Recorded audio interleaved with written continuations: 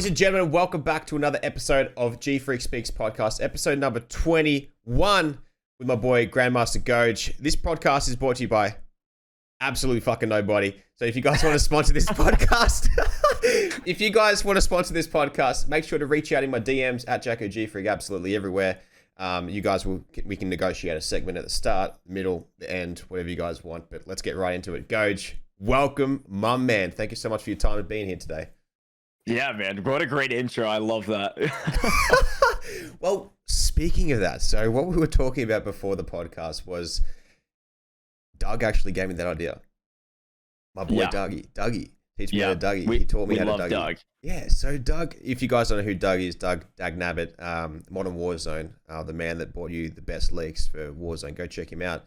But he said, Jarko, you gotta go and do the sponsorship at the start. And I'm like, okay, well, I can do that. I can do that. Okay, I'll just make it up. I'll make it funny and go from there. And you know what? I started doing that about 3 weeks ago for those 3 episodes before this. And within 24 hours, I got someone inquiring about a sponsorship.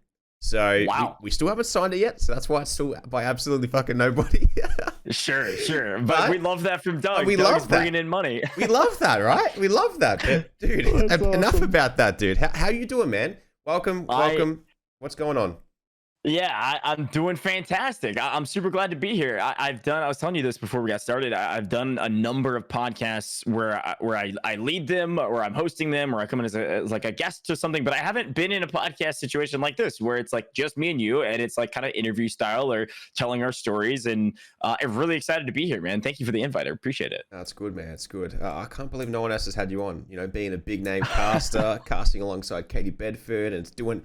How much money worth of tournaments have you casted? Like, what's the prize pool of total? At this point, I think we're up to $620 some odd $1,000 in prize pools, and that's separated into like about 40 plus events at this point. So average is looking pretty good. Prize pools is crazy. I mean, it won't be that long once we're at 1 million casted in general, and maybe even in Warzone at this rate, because Activision is pumping the scene full of money right now, which is wild. And it is still weird to even say it's been that many events and that much money that I've casted over. That's insane. See, dude, we have like the occasional $10,000 one every second month, but that's all we have. Like, I get invited to those invite ones. You know, I don't play the game for a while, come back, play second, take my grand or whatever it is. And dip back out, play some other games and what. I've done it 3 times now. I play second 3 times, and I'm just like, you know what? Take me cash, dip out again, come back. Sure. Practice a week beforehand. But dude, where do we begin? Let's start with your casting journey or your gaming journey, if you want. You get into it. Tell us where when you first came across gaming, and then how you got into casting. Yeah, man, that's a great question, and this story can sometimes take a really long time to tell, and I'm going to try to give you the best version possible, giving you not sparing any details, but also like breaking down the important parts. And okay. I think the important part is a little bit of backstory. Been gaming my whole life, nothing competitive, nothing super serious. It was always just with friends, and it was something that I was passionate about. Family also gamed, like I would play games with my sisters all the time, and I loved it. And my friends and I bonded over that. I was a very competitive track and cross country runner growing up, and so my entire life growing up was just running. I mean, I was running 80 miles a week in high school, which was just stupid at the time. Yeah. And so it was running, it was sometimes school, and it was gaming. That was my thing. Post school, post college, blah blah blah, things happen. I ended up getting into ultimate frisbee and transitioned into that, and have a long kind of history in ultimate frisbee. And gaming started to fall by the wayside because I found this hobby with frisbee that I really enjoyed. Post college, and so all has a point, but post college, I was trying to figure out exactly what I wanted to do career wise. And I graduated college with an economics degree, had been focused in business for a really long time, had family in the real estate business, and ended up getting into commercial real estate as my full-time job out of college. And I ended up doing that for 4 years, leading up to what I will call my esports journey that is coming up. And I enjoyed commercial real estate to a degree. I was making really good money because commercial real estate does well, especially in the States, especially with where I was located. And but I didn't feel fulfilled, and I didn't feel passionate about it at all. And the job, because it was a smaller company, they were like, hey, look, you need to be spending a lot of your time, even outside of work, focused on this job. You need to be passionate about this job. We want to build this company on top of you. Like, you are the kind of like the future. And I always say this going into the esports conversation of like, back in my old job, I was the young gun rookie, like, the youngest person I talked to was like a 55-year-old white dude. And now in esports, it's such a much more diverse community, but also a very young community. And I'm like the resident old guy now. Like, I'm 27 years old, which is not old, but for esports, that is ancient. Yeah. Hey, I'm close to that, man. Don't say that, dude. It's ancient. Yeah, look, I guess around those 15-year-old crackhead Fortnite players. Yeah, exactly. That's what it is, man. Like, every other conversation I have, it's like, no, I've been in esports for a decade. And I'm like, how old are you? They're like, oh, I'm 22. I'm like, hello? Like, what are you talking about? So anyways, wasn't feeling fulfilled. And COVID really ramped up with where I was at, and commercial real estate shut down because, you know, your McDonald's, your Chipotle's, or whoever were not making more buildings. They weren't making more structures because nobody was going out to them. And so everything shut down. And so when that happened, I had a really good friend of mine that I'll shout out. Jangles is his name, or what he goes by, and he's a great guy, hilarious. And he goes, look, I've started doing this streaming thing, and I think you should try it. I think you'd be really good at it. And I was like, I mean, okay, sure. Like, I've always thought about it, but I'd never really done it. And we just started gaming together, and we have our friendship is totally based around humor. Yep. And so it was just like comedy the whole time. And I had some limited success early in streaming. But one thing I really fell in love with was when I started expanding into specifically Warzone and Call of Duty, because right about this time was when Warzone dropped, right? It was like March 2020 19. Was when, or 2019. It was like, it was late 19, early 20. Yeah, that's right. That's right. We'll be able to tell you. Yeah. We'll get the official date later. We can write it into the notes. So anyways, I started with playing a little bit Apex, and then when Warzone dropped, I was like, this is it. Like, Warzone is what I'm doing. Yep. And I was like, how do I connect? Because what I was really good at in the business world was networking. I was like, how do I connect with people in this world that are already here? And I'm like, well, everybody loves to compete. What if I just start running tournaments all the time? And so I started running all these like $100, $200, $300 tournaments with either my money, or people would come in and like kind of crowdfund it. We did a couple wager tournaments. Like, there's a couple different variations. And I was looking back in our DMs, actually, like you and I, Jacko, and I looked through, and I went up to the top, and I had sent you an invite like a year and a half ago for a $300 tournament that I was running. And you were like, yo, I'm on Australian time. I've got like a 4-4 KD. Like, no, I'm out. Yeah. I think that you had like a KD cap, and and it was overseas. It was a different time. I would have been at work or something. And I'm like, dude, I can't, man. With the KD's too high, the time zone's not good, and the ping is just it just sucks, man. Otherwise, it would have. Hey, no offense though, man. No offense though, man. But dude, dead set. Oh, I did see that though. I'm like, surely I swear I've had interaction with GOJJ before. So I had a look, and I saw the exact same conversation, but I was never like an asshole about it. I was like, I genuinely just can't do it, man. Like, no, you were nice. And during that time too, like, there were multiple times I would DM people, small and larger creators, and I would either get like shirked, or I would get they would get ghosted, like nobody would answer me, or they'd be like, yeah, I'm interested, and then they'd end up playing, and it's great. So I made some connections through the whole scene by just putting on these really small tournaments. And this is back before a lot of these, like, what I call Twitter tournaments are popular now. Yep. I wasn't the pioneer of that by any means, but there was not a ton of people doing it or willing to do it or spend the money on it. So I was doing that. Well, I very quickly realized, as much as I grew up gaming and having a lot of fun gaming, I was not good. I'm not cracked. I was maybe a content creator, or like, you know, I could entertain and you know, and talk a lot, but I was not good at the game. And so instead, what I started doing was, while hosting these events, I started basically commentating the events instead. A couple people were like, yo, you're actually pretty good at this. Like, this is actually really entertaining to watch your stream while this event's going on. You know, I would have the scoreboard and all that, like, super chalk setup, but like, it was the good old days, if you will.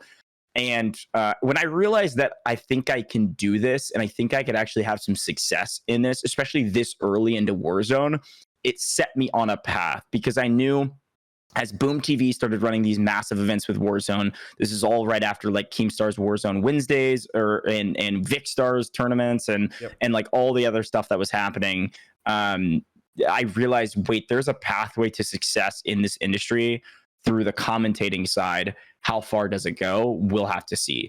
And one thing I always say with my story of how I got to where I'm at now, it was whenever I would get disappointment or rejected or what have you, with whether it's a player that I really wanted to play to increase impressions, or an event I really wanted to work that I couldn't get, instead of being frustrated and shaking my fist at the timeline, I put my head down and kept grinding. Yeah. And the way I did that was I started creating opportunities for myself.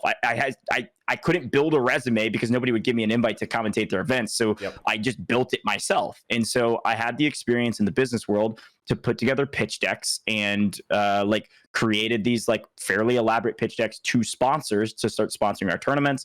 I partnered up with a guy named Adam Lester for a little while who had run some tournaments in the past. And we ended up putting on events that were like, you know, when we went from the $300 Twitter tournaments to like, oh, I started running personally, this is back like early Warzone, like $12,000 rebirth events when the map first drops, and like stuff like that, because sponsors could see, hey, this guy actually knows what he's talking about and theoretically can provide some real value to our company.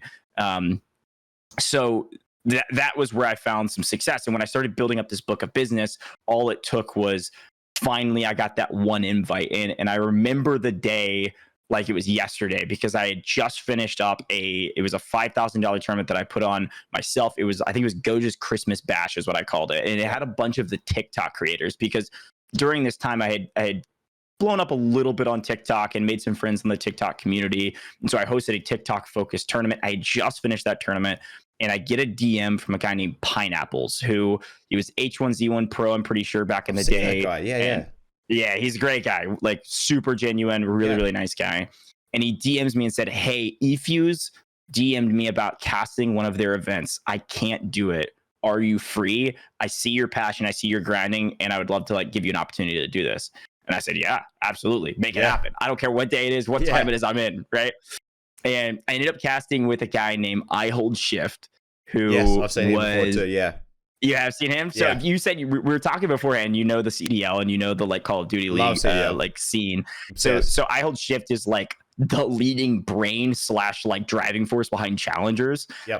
He does like all the casting with Challengers with his team, and really genuine guy. And I had a chance to cast with him on the Veterans in Verdansk tournament that eFuse was putting on. And ever since then, it was like the doors were busted wide open, and I just grinded. I honed my craft. I worked on my casting, and then one thing led to the next. I was doing like 5 eFuse events a month at least, and then Boom TV was like, oh, we're definitely going to give him a chance, because people gave me some recommendations, and then Boom TV gave me some options, and you know, then we'll fast forward all the way to where we are now, and I've been full-time in esports for over a year now. And I just finished up this month casting a $100,000 series with Boom TV called the Caldera Challenge.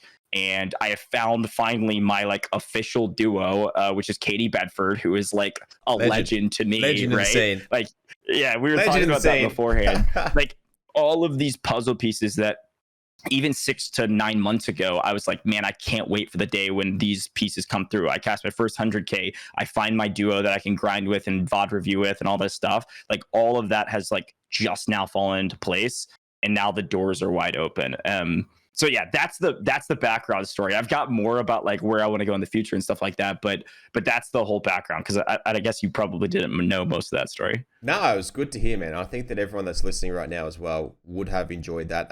But for everyone listening as well, Katie Bedford, we'll have to get her on the podcast too, so she can explain her story. I'll have to get you to get me in connection with her. But she was a Call of Duty caster, and that's just how I've known her for. You know, she's done that. She was doing that for years. Then I think, was she a caster before they franchised, and then she got replaced or something? Yes. Or, yeah. So I won't tell her full story for her, but yeah, she was with CWL technically before it became the CDL. She did like hosting work, she did desk work, and I don't think she did any play-by-play casting. It was host and desk work mostly. Hosting was like her primary role, and like in my opinion, what I saw, like everybody loved her, and then one thing led to the next, and with the rebrand or whatever you want to call it to the CDL, they ended up making some changes, and now she still works with them on like a a writing. She does a lot of their writing, like ad copy and like writing behind the scenes, like articles and things like that. Yep. And then she does all freelance work as well. So fantastic. And she's the GOAT. She is the best.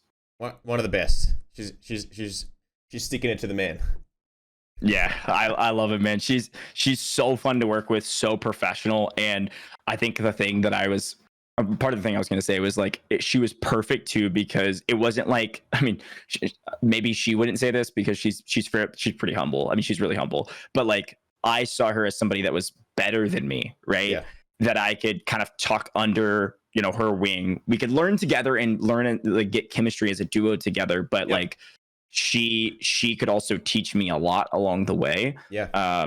Which was a huge like bonus to the whole situation. And she really liked working with me and liked my energy and my drive and like how I, wrote up a crazy amount of notes before events and like over prepare for everything kind of thing. And so it works so perfectly for our situation. Awesome. I think that there was someone somewhere I saw a quote, and it's like, always surround yourself with people that are smarter than you, because then you can learn and you lift to their level, And I think that being with like someone to the caliber of Katie, you learn so much from it. Like, you're just like, oh shit, she just said something like in casting. You're like, wow, I didn't think to like, mix and mash those words together. And she's just done that. So that's great. Like even myself, now that, working with my CEO at Chiefs, Nick, which is an esport club in the country for you, GOJJ, if you don't know who the Chiefs are. Gotcha. The number one team in the country that I'm signed to. But we, when he was talking about things, he was talking about, we want continuity with contracts. We don't want just a quick, there's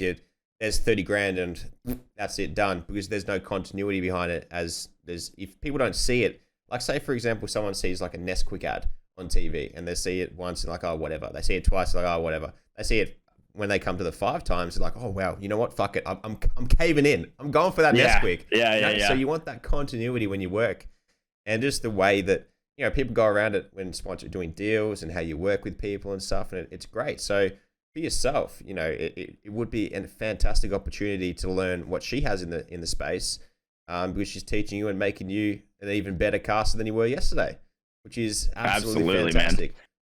Yeah, it is a pleasure to work with her. And I think the thing that I respect a ton about her too is that, I mean, we're both, I'm not going to reveal her age. She is not old. Let me be very clear, but she is older like I am in the space, if that makes sense. Like she's not like 21 or anything like that. And there's no ageism here. She just has been in the space for so long and has so much experience, not only like actual talent on screen, but has a much broader understanding of like the overall esports landscape behind the scenes. Like how do these things work with production and like how to set yourself up for success and like selling yourself as talent and like working with agents and like all of those things that I maybe pride myself on being a businessman, but when it comes to like esports specific things, I'm still a little bit new, right?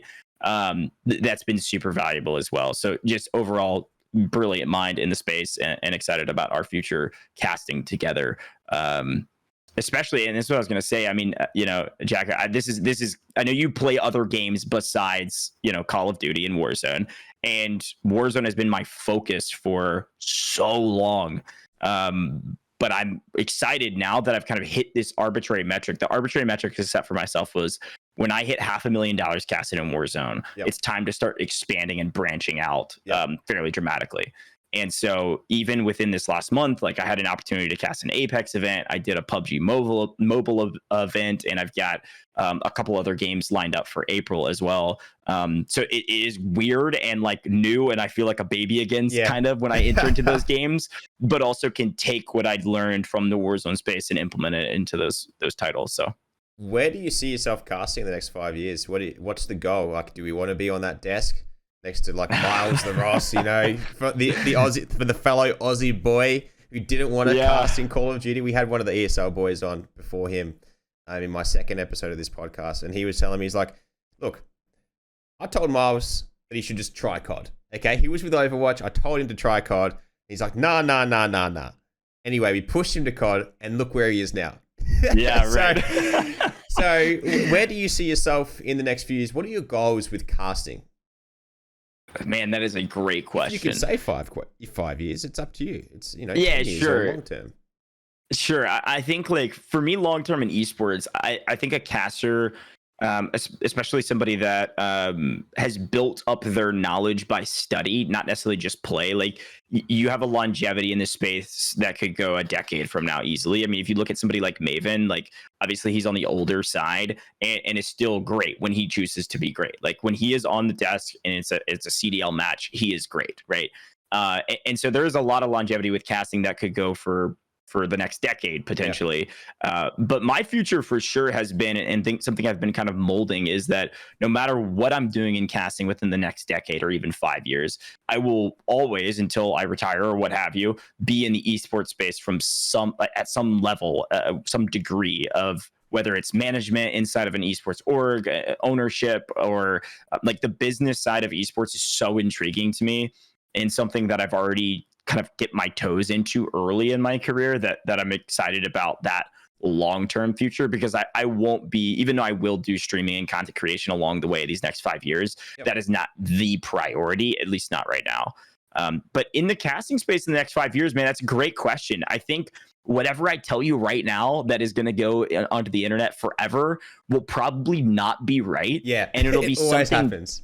Yeah, it'll be something totally different that I wasn't expecting, that I'll also end up loving, because I think one of the biggest staples that anyone, whether you're a streamer, content creator, competitor, even caster, like any talent in the esports space, and even outside the esports space, one of my number one rules of thumb is you always have, if a door closes in your face, you have to adapt. You've got to find another way into the house. Like you either got to crack the dang window, punch the glass in, or find a different door out back, or climb down the freaking chimney, because there's always another way in. It's going to be probably a non-traditional way, a way you didn't plan, but you have to adapt. Like when I jumped into this space, I was like, oh, I can be an entertainer. I can be a streamer. And that door wasn't closed. It was like somewhat successful, but a different door was even more intriguing, and it had a better pathway to success. And so I decided, let's adapt, let's change, let's go through that. So the quick answer, I could talk forever because it's what I do for a living,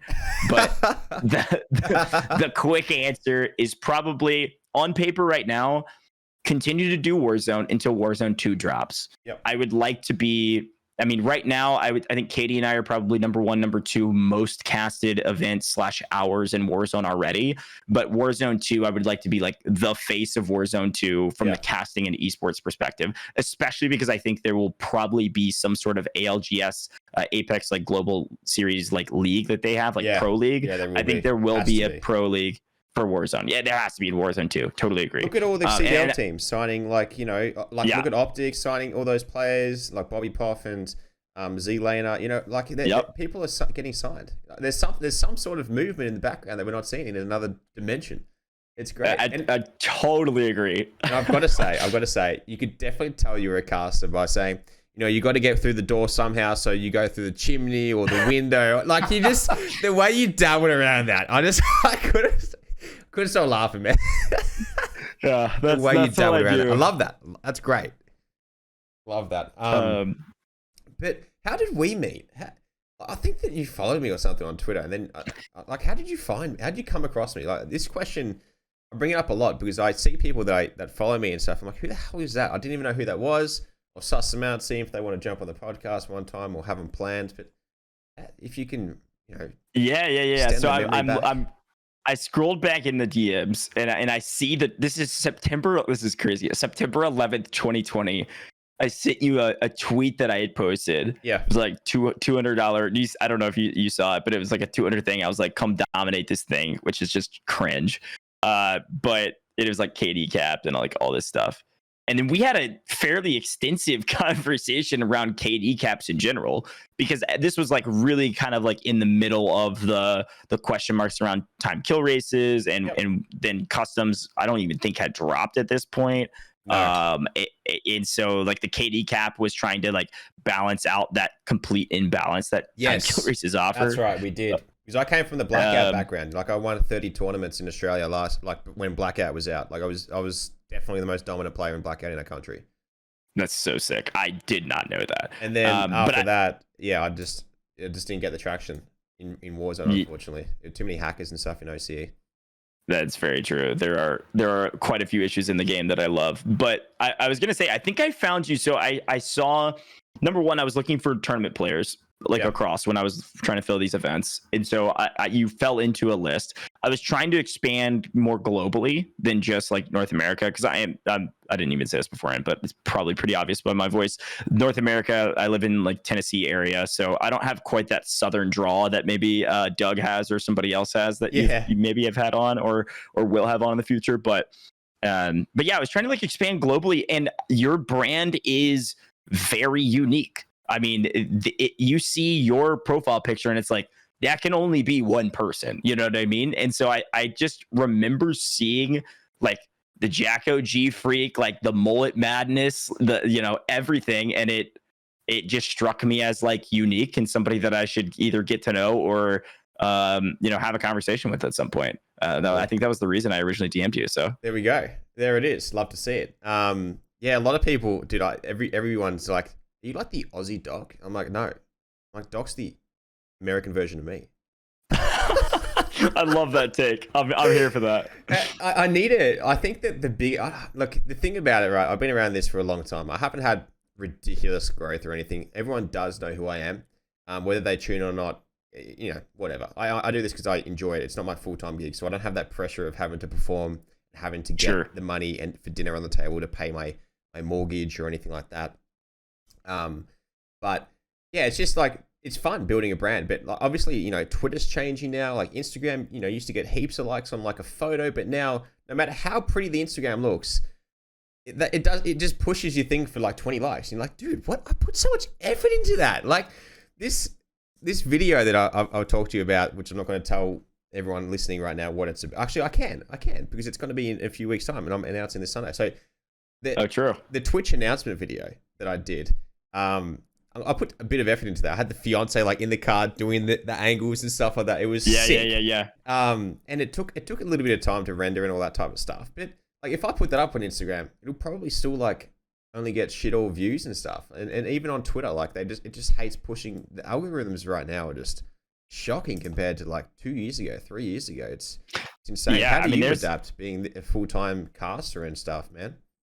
Yeah, that's a really good point. I think overall the general social media spheres have been trimmed down to short form content because of TikTok and the absurd growth and trajectory of TikTok has completely changed the overall social media landscape, and I would even argue like diminished people's ability to focus on one thing for a long amount of time. Like if you even look at YouTube video like length durations and like their average length durations now compared to before TikTok, like YouTube videos are half as short or something along those lines. Like I don't have the right numbers, but TikTok has completely changed the world in so many different ways, good and bad, maybe you could argue. But yes, all of our social medias have changed as of the TikTok release, which was whatever that was 2 years ago or what have you. And it's been the reason for a lot of people's success too. I mean, there's so many names that we know that blew up on TikTok and they were able to transfer their audience.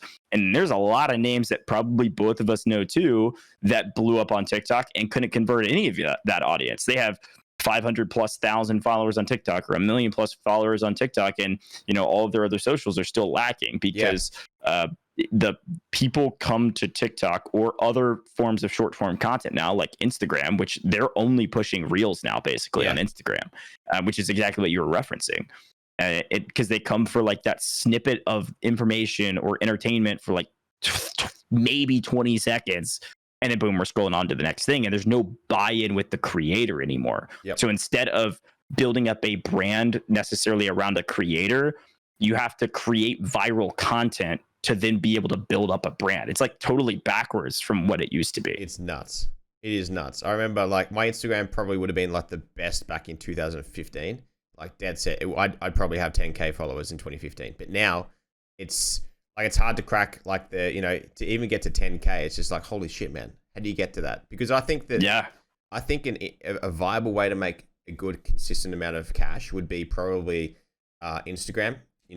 Being able to do those sponsorship, hitting those numbers and stuff. And people really do look for that 10K, which is the 5 digits. And being able to sit in that category, you just land so many consistent deals, so many consistent offers. You get brands, you get money, you get, you just expand from there, and it's great. And even like for someone like yourself, like, you could do, I don't know if you've done it or not on Instagram or wherever, but if you've landed like a microphone sponsorship, if you've landed a headset sponsorship, I don't know if have you worked with brands before in the past or plan to? Yeah, no, that's a great question. So again, yeah, casting has been my main career now, but I did do a lot of content creation throughout the last year and a half, 2 years. Slowed down a lot more recently as casting has picked up, and the big deals that I've done have been actually like direct ads, hilariously, on TikTok, with certain companies. And instead of like a microphone that I'm like promoting or selling, they actually, like, I had a Chinese mobile game come to me and said, hey, we want to use your likeness and your voice as like essentially the commercial guy. Right. So I did like not voiceover, but I did the whole ad read behind the game, like whatever their promotional piece was. And it was like, I can't even remember the game title now. I won't use the correct game title. I'll use a different one. We'll use Raid Shadow Legends because that's like the general meme of like every sponsor. But it was like, download Raid Shadow Legends today or whatever, right? Like you do the whole read behind it. It's like in the commercial. So I've done those before. And then the most hilarious one I've done, I did a egg roll commercial. And it was promoting egg rolls to gamers so that they would like get full, because these egg rolls are like massive. These things, dude, I'm not joking. You can see I'll show you the video later. They're like, I mean, if you guys are audio listeners, you can't see this, but they're like this big. They're like the size of like a small loaf of bread, and they're egg rolls. It's the craziest thing I've ever seen. They're actually really good. But I did like an egg roll ad that was like totally original, and I like bit into it at the end. You can like hear the crunch. A bit of ASMR. But for inspiration, did you like tune into Amaranth's stream or something like that? Yeah, exactly. Yeah, put in a couple hours in Amaranth's stream to make sure I did it correctly. Perfect. Have you seen how much money she makes per month? So she says. Yes, I have. It is astounding how much money she's making, like and it makes a lot of sense. It's just like $1 million a month on this, on on OnlyFans, and then $100,000 on Twitch, $100,000 from brand deals per month. So she's making 1.2 a month. Yeah, well, that's why she's buying gas stations and stuff, right? Like it makes sense. She's like investing in real estate. She's low key. Dude, she is low-key brilliant when it comes to the business world. Like, I know she's probably working with some like other business heads, but she's made some really, really good like land and like commercial real estate investments because she has so much money. Yeah. Well, it sets yourself up for so many years to come. You know, it really solidifies not that she's going anywhere. I don't think that Amaranth is going anywhere. Okay, she's never done anything bad and said anything bad, I don't think. It's more so what she does, but I think that's totally fine.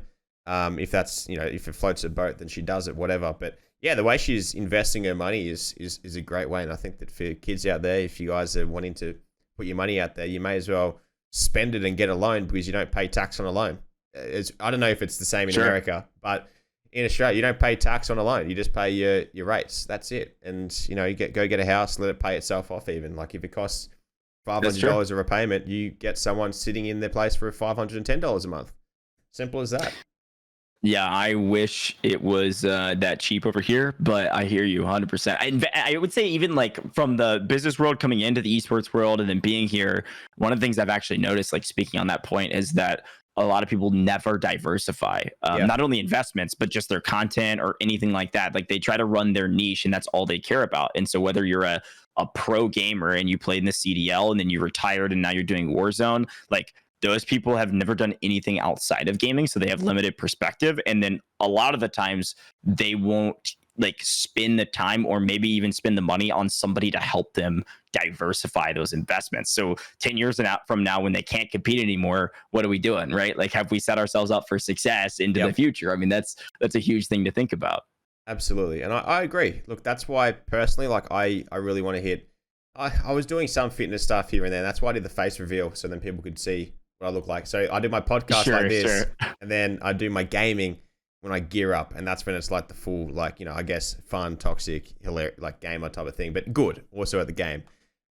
Because you got to bring that sort of entertainment value, which is hard because working a full-time job and then coming home absolutely exhausted to then be cracked and shit on everyone and still place in tournaments. Like all these people are full-timers. I'm blown away. It's just, I really wish I could be full-time, man, but I just have, I don't know what it is. I've got someone up there or some shit just pushing me down like, or something, man. But anyway, I enjoy it, man. It's one of those things. If we had opportunities in Australia, maybe, but I've always actually I've got a casting gig coming up at the end of the month for Call of Duty. So I put my hand up for it. I'm like, dude, I want to be part of it because I was getting you on the podcast, and then coincidentally this gig popped up. I'm like, oh man, I should give it a shot because I love casting as well. I just have never done it, so I'm like, why not? I'll go to this event. I'll do it for him and see how I go. Is it in person? Yeah, it's a LAN.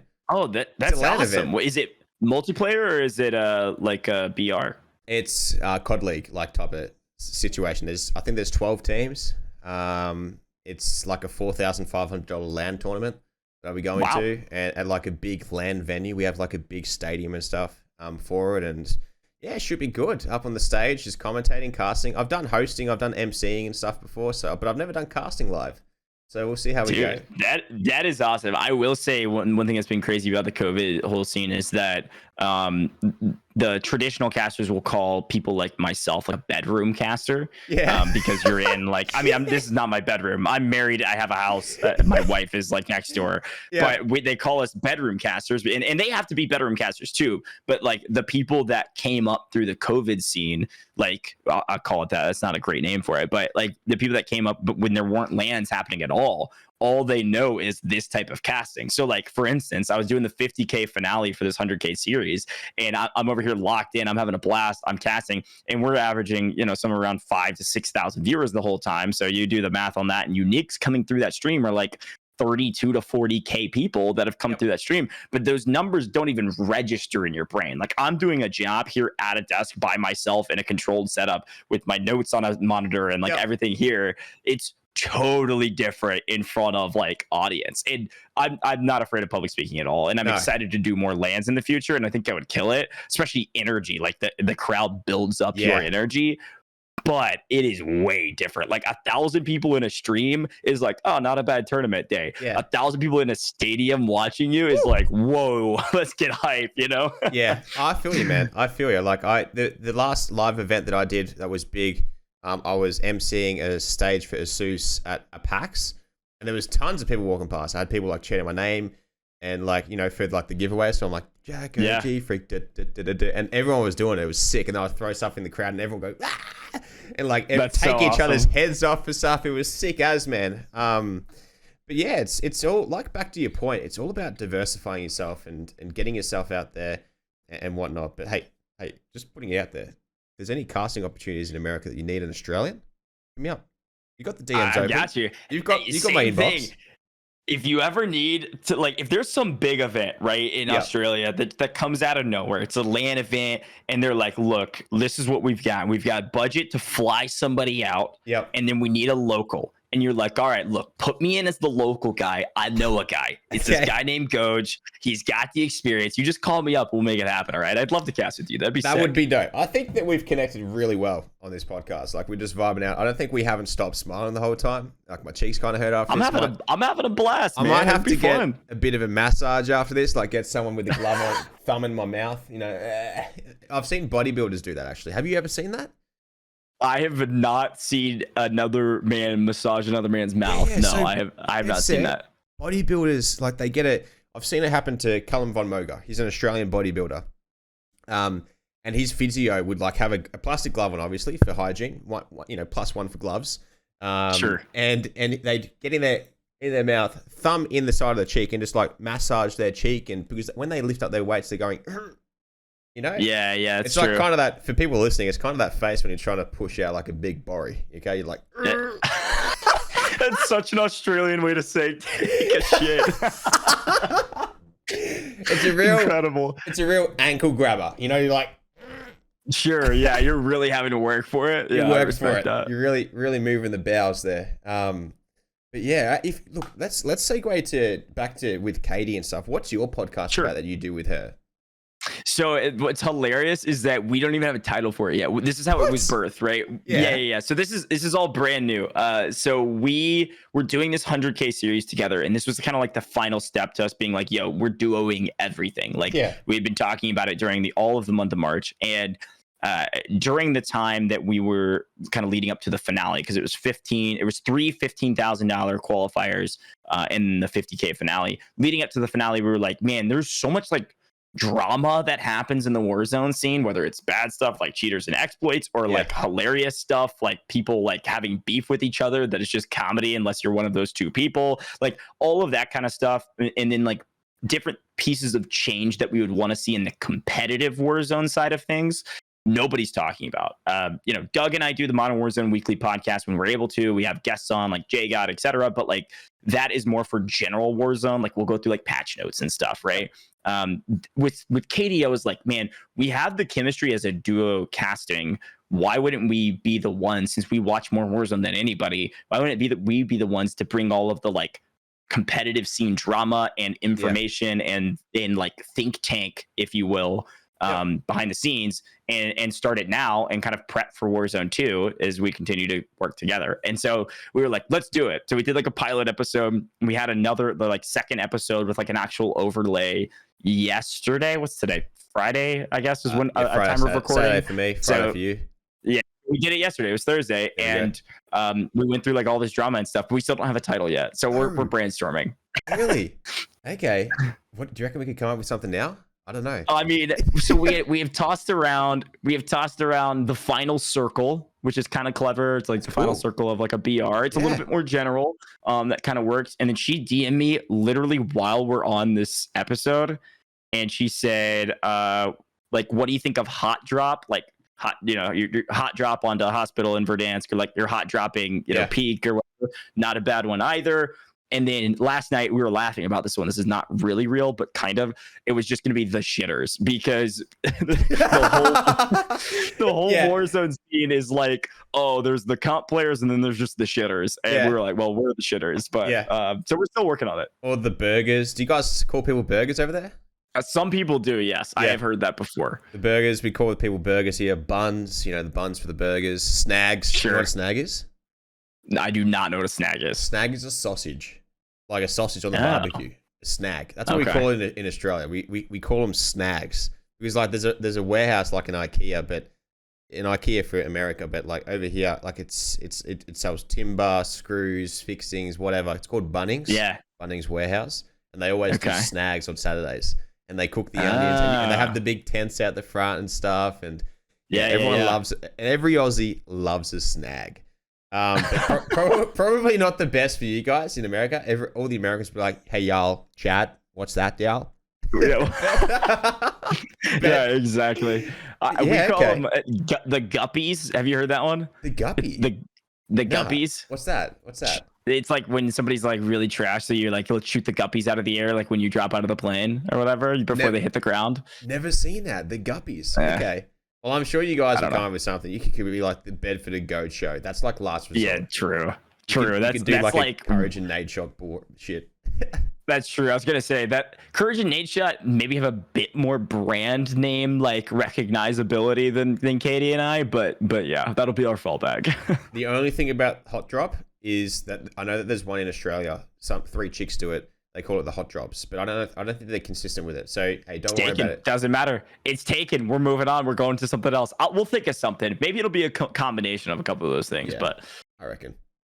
What about the cod couch, cod lounge, the GOJJ lounge, the Bedford lounge? There is something. There is something there. Yeah. There's something there. We gotta be careful. We don't go to like CASTER couch, because that gets a little weird if people know the history on that. But. Yeah, lounge isn't a bad word. I'll think of something. Maybe we can implement lounge into it. Yeah, lounge isn't bad. New space or something. I don't know. The goal would be to keep it like fairly general, while also denoting Warzone to a degree, because like we'll probably do other games together and want to maybe talk about those as well later down the road. So you look at Zoomer's podcast. You look at like Paddy Ake's podcast. Reverse sweep. You look at like Hex, for example, the eavesdrop. Like just a name, you know. But I do like Final Circle. I do. This is going live in 3 weeks, so people won't be able to take that. You've got 3 weeks clear. Okay. Okay. We'll make a decision. We'll make a decision in 3 weeks so that nobody steals our idea. Okay, yes. Perfect. Thank you. Fantastic, dude. You know how at the start of the podcast I was like, you know, it just comes to that time and it's already time. It's that time already. Like it's already that time. Nearly 45 minutes. It's kind of sad. Incredible. Man. It's kind of sad. It went by fast, but we hit a lot. I mean, we hit the story, we hit some life lessons. Yeah. Everybody could take a little bit of something home. Yeah. I always try to, whenever I try to do something, not that I'm some big old sage like with a white beard, and that's definitely not the case, but I do feel like over the years I have learned a few things. I always try to just leave like little nuggets, right? And I think the nugget for today was like, hey, if the doors close, there's a window to punch in, there's a chimney to go down, or there's a back door that you didn't know beforehand. That's the simple answer. I love it. Just AKA diversify. We'll keep it simple, exactly. Mate. There we go. Before you leave, dude, one last question is, where do you store your butter? In the fridge or the pantry? For toast. The fridge. The fridge every single time. There we go, ladies and gentlemen. And where can everyone find you, GOJJ? Yeah, GrandmasterGojj on all major socials, Twitch, YouTube, Twitter. Twitter is where I'm by far most active. I mean, not including all the broadcasts I'm on, but in terms of my personal socials, and I guess Instagram, which according to you, I need to be a lot better at. So I'll start working on my Instagram. But yeah, GrandmasterGojj on all socials. Yeah. Yeah, GrandmasterGojj on all socials, ladies and gentlemen. Make sure to go check him out. Gas this man up. And look, I'm going to say thank you very much for everyone tuning in. You guys are legends. You can find this podcast on Spotify, iTunes, and YouTube if you want to see our gorgeous faces. And what GOJJ is wearing right now as well. It's lovely. Go check it out though. I'm not going to say what it is. Okay, you guys got to tell me what it is in the comment section below. But I'll catch you around, man. Thank you so much for coming by. You're an absolute legend. Until then, remember to be safe, stay strong, and as always, boom, baby. Peace. Beautiful.